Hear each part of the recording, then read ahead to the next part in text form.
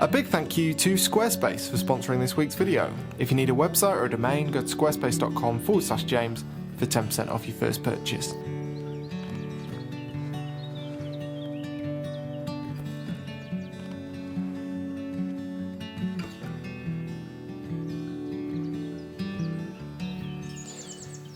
Morning everybody, and welcome to what, as you can probably tell, is a very atmospheric morning here in Wales. It's not foggy or anything, but it's very humid and feels like it's going to be a storm. So fingers crossed, because that'd be nice. Although I've not got a waterproof. Now, it wasn't my intention to come and shoot this morning. I had other things to do, but I didn't sleep particularly well last night. I mean, I say I didn't sleep very well. Basically, there's a mixture of a cold that I've got at the moment and the baby monitor that wouldn't shut up. But well, I just thought I'll go and take some photos. And these lanes that I'm shooting, I saw the other day when I came to take photos of the bluebells for the last video. I had to drive up and down them to get here, and I thought, these are pretty. I'll come and photograph these at some point. So here we are.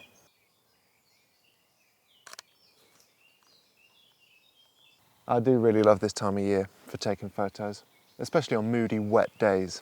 I've been planning for wet weather for weeks now that the greens have arrived, and there hasn't been any rain, apart from a tiny bit overnight last night. As you might be able to see, the ground is wet, but I want some proper heavy rain. There's a few waterfalls and things I want to visit, so fingers crossed for that soon. In the meantime, this is, yeah, one of the nice little lanes. As you can see, there are bluebells on the left-hand side and a little bit of wild garlic on the right. And I think it looks lovely. Just colour everywhere. So it is currently just before 6 AM and the wet weather is supposed to arrive at 7. And I don't know whether I want to be done by then or not, because I do actually want wet weather shots, as I was saying, but yeah, the lack of waterproof might be an issue.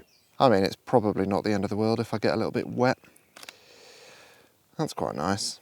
I reckon these 3 photos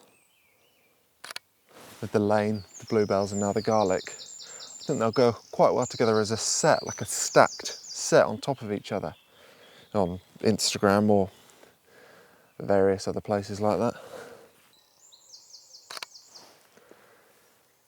Hay fever is absolutely dominating this morning. Been alright so far this year, but I suppose being stood in close proximity to wildflowers isn't going to help. Ooh, some nice drops of water on leaves.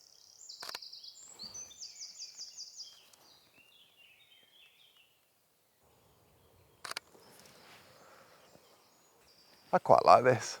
You've got the gate on one side, a fallen branch on the other. I think that just adds some interest to what's otherwise quite a nice looking lane anyway.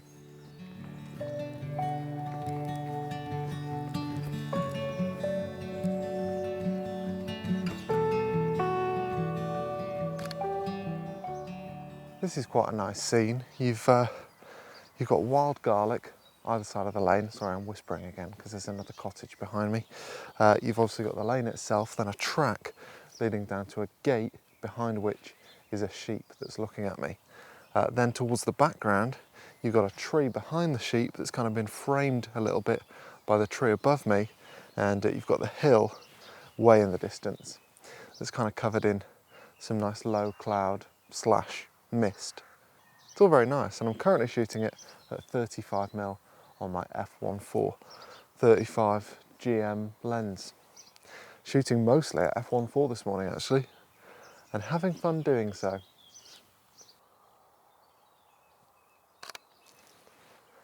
I know lots of people love to shoot blazing sunrises and sunsets, and I'm exactly the same, but this time of year I love conditions like this where you can just sort of let the greens speak for themselves.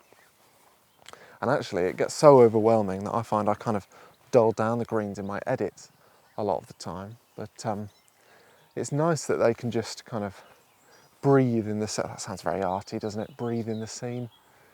You know what I mean?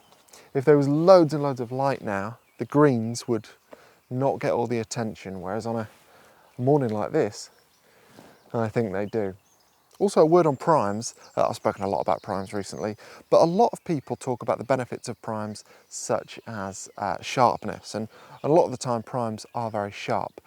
But to be honest, now, if you've got like a zoom lens and a prime lens, which are of the same quality, that is to say, if you've got a professional zoom and a professional prime, the differences in sharpness you might only notice if you're really pixel peeping yourself or if you've got a very, very fussy client. Outside of that, I'm not really sure anyone's going to notice. Zooms are fantastic now. You can shoot wider, as I've been doing today, at f1.4.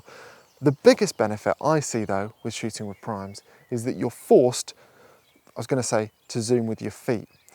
It's not strictly true that you're zooming with your feet because there are differences in how a scene looks at different focal lengths regardless of where you stand. So it's not strictly true that you are actually zooming with your feet, but the act of trying to nail your composition by walking around takes time, more time than it takes to simply turn a zoom ring. And in that time that you're taking walking around to try and nail your composition, you're learning, I think, and I certainly learn an awful lot more about photography when I'm using prime lenses, or if I've not got a prime lens, just restricting myself to particular focal lengths with a zoom lens.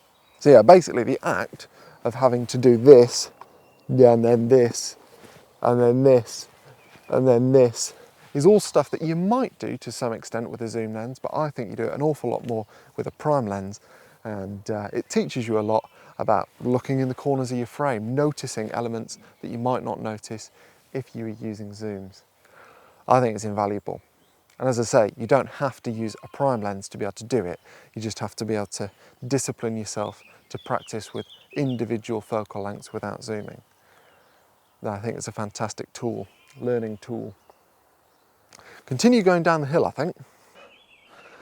This is a pretty good example of what I was just talking about. I might stick the GoPro on and do some recording on my stills camera to show you what I mean. Right, GoPro initiate or something. So this scene, as you can see, is this lovely little kissing gate here, and then behind it we've got a sweeping path, and at the foot of this lovely tree we've got lots of bluebells, and on the other side of the path there's bluebells too. So I think the subject is definitely the bluebells at the foot of the tree, because there's some nice moss at the foot of the tree as well. It looks lovely. You could argue, I suppose, that the gate is the subject, but I don't think you actually get anything extra from the scene by having the gate as the subject. You can tell what it is, you don't need the detail of the gate, whereas I think you get more benefit from having the detail of the bluebells in focus. So again, I'm tempted to start by thinking that I'll shoot this at f1.4, f2.8, something like that, and very obviously I'll include the gate, but I don't want viewers focusing too much on the gate, so it won't be in focus, the bluebells will be. And I'd like some more depth in the scene as well, so I might try and get these leaves up here included. Might be a lot to ask at 35mm, so let's have a look. If I hit record. So this, roughly speaking, is what my camera is seeing, but this is a 16:9 crop, and I do like, where are we? I do like having these leaves up here. It's going to be crucial though that they don't block the route of the path, because I obviously want to lead the viewer down the path. So if I was to do that, for example, that would be a bit messy, because well, it just sort of looks like it blocks the path or the route of the path.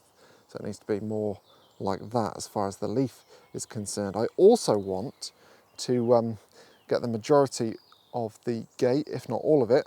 So I need to stand somewhere like this, and then the camera needs to be high enough that I get all the bluebells at the foot of the tree, which gives me something like this. So that's what I'm going to end up with, something like that, I imagine. Right.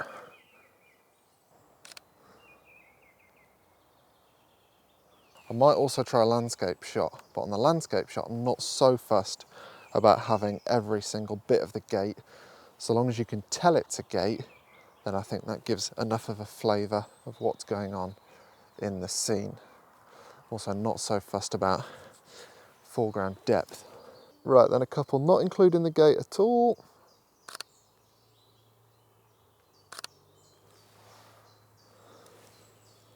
Lovely. What an incredible scene that is. And yeah, hopefully a half decent demonstration of the benefits of doing this sort of thing with a prime or a particular focal length. I think one of my favourite things about photography is the different things that interest all of us. Like I said, I first came here the other day to photograph the woods, which formed the last video. And for a lot of photographers, that would have been what you come here for. And it was for me. But actually, it's the road to get there that is a million times more interesting to me. And if I was with, I don't know, someone like Nigel Danson, he'd be straight in the woods. He'd absolutely love that. But for me, I don't know. I don't know what it is about lanes and man-made objects in photos, but I just love it. I reckon that last image is my favourite from the whole morning. I mean, a lot of the atmosphere had disappeared by then, and a lot of the moisture in the air and on the leaves had disappeared as well. But that, I don't know, that really does look like my kind of scene. I shall be going back there, I think, at various times of the year. Maybe on my bike next time, although it is quite a big hill. Anyway, thanks for watching, and hopefully it was useful. I do really recommend every now and then shooting at just one focal length and trying to find a way to photograph various scenes at that focal length, because I just find it a brilliant exercise, and it really does make you think a little bit more about composition. I mean, obviously you have to think a lot about composition regardless of how many focal lengths you have access to, but if there's only one, it really is hard work, and that, I think, paves the way for improvement in your photos. Anyway, yes, thank you for watching, and I'll see you next week. A big thank you also to the sponsor of this week's video, Squarespace. So for many years now, I have had a Squarespace website, and one of my favourite things about it is the fact that I don't have to worry about things like compression rates when I upload my images. As a photographer, I want somewhere online where someone can look at my images as I intended them to be viewed. And in my experience at least, you really can't rely on things like social media for that, because the compression rates often are quite high. And certainly on YouTube, I look at some of my images on YouTube and I think, ooh, no, that's not how I meant it to look.